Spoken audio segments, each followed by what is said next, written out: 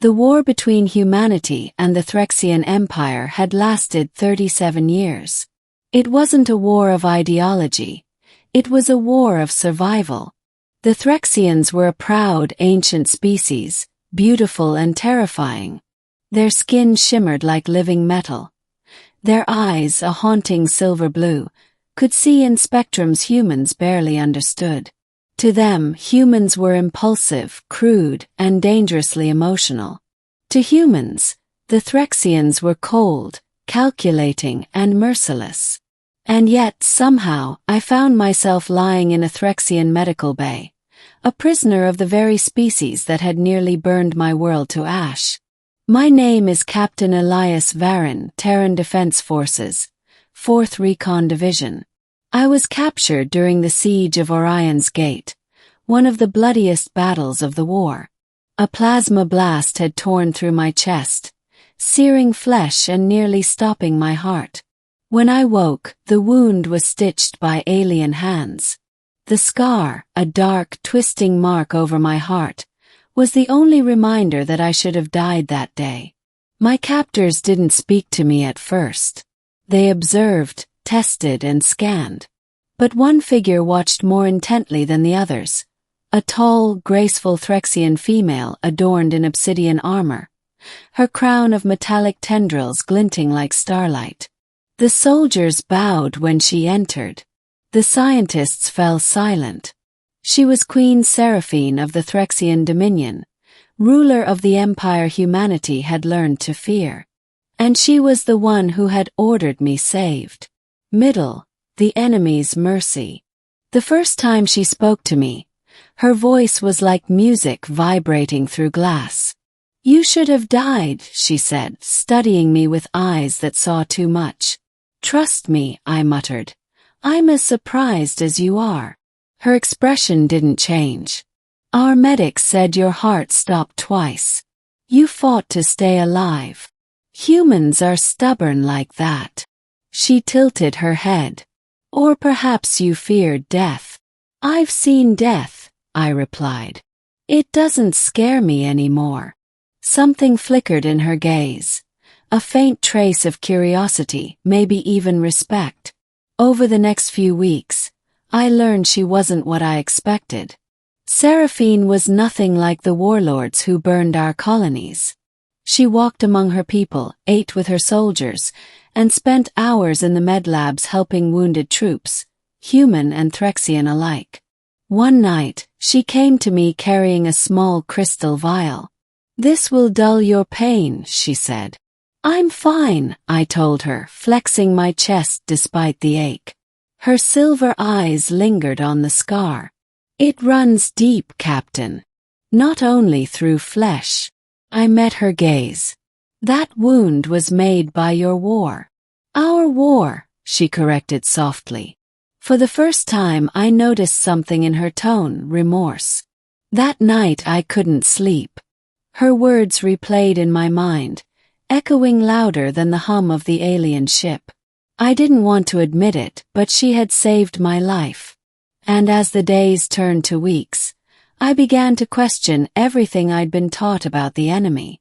The truth beneath the war. It was during my 4th month of captivity that I learned the truth. The Threxians hadn't started the war to conquer. They had attacked first, yes, but out of desperation. Plague had swept through their systems, killing millions. Their scientists believed humanity's worlds held the cure, the genetic key to immunity.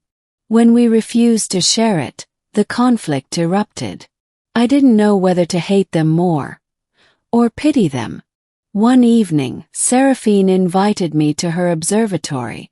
The room opened to the stars, no glass between us and the vacuum, just shimmering energy barriers. She stood there, regal and lonely, gazing into the void.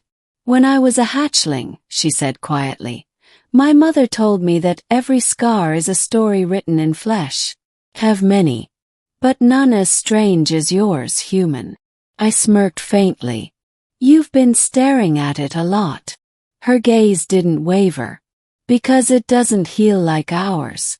It remains visible raw. Why do humans carry their scars instead of repairing them completely? Because they remind us of what we survived, I said. Of what we don't want to repeat. She nodded slowly, as though tasting the thought. Our healers erase scars. But perhaps that's why we forget too easily. For the first time, I saw her not as an enemy, but as someone burdened by her own people's perfection. And when she turned to face me, her hand brushed my chest, hesitant, trembling.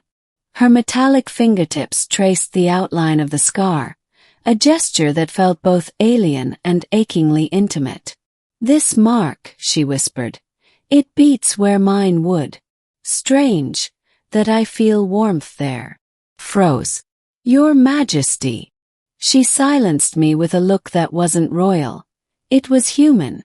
"Do you feel it too, Elias?" I wanted to deny it. But her touch sent a current through me stronger than any weapon. I wasn't sure if it was love, confusion, or the madness of captivity. But I knew one thing.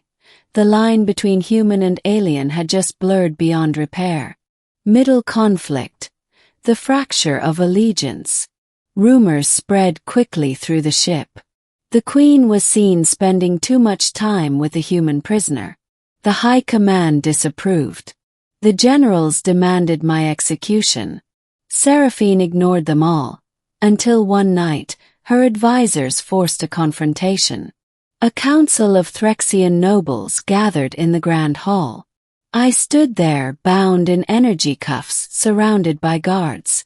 Seraphine sat upon her throne, her expression unreadable.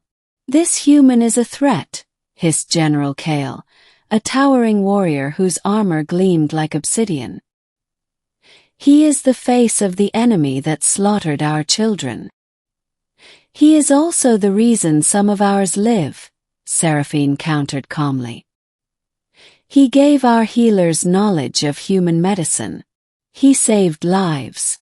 He corrupted you," Kale spat. "You risk the dominion for a pet from a dying species." The hall erupted in murmurs. Seraphine rose slowly, her metallic crown catching the light. "Enough," she said, voice trembling with controlled fury. "If compassion is corruption, then let me be unclean." Then she turned to me. "Captain Varin, if I release you, will you go in peace?" I hesitated. Every soldier's instinct screamed at me to say yes, to escape, to return home, to report everything. But looking into her eyes, I realized that home no longer felt like the same place. "I don't want peace," I said quietly. "Not unless it's with you." Gasps rippled through the hall. Seraphine's eyes widened. "You do not understand what you are saying." "I do," I said. "You saved me when no one should have. You saw me when everyone else saw an enemy. I don't care about the war anymore. I care about you." For a moment the universe held its breath. Then Kale drew his blade. "Blasphemy!" he roared, lunging toward me. I braced for death. But Seraphine moved faster. Her energy lance struck first, piercing Kale's chest. The hall fell silent as his body collapsed, glowing. She turned to her guards, voice like thunder. "Anyone who harms him," she said, "defies their queen." That night, the Dominion fractured. Some remained loyal to Seraphine. Others plotted to overthrow her. And I, the human who should have been her prisoner, became her only ally. Ending the scar and the crown. The rebellion came swiftly. A fleet of warships, loyal to Kale's faction, surrounded the royal flagship. The stars burned red with explosions. Seraphine and I fought side by side on the bridge. She commanded with grace. I manned the defense systems. "We're outnumbered 10-1, I warned. "Then we make them remember who we are," she said, her voice a mix of pride and pain. The ship shook violently as enemy fire breached the hull.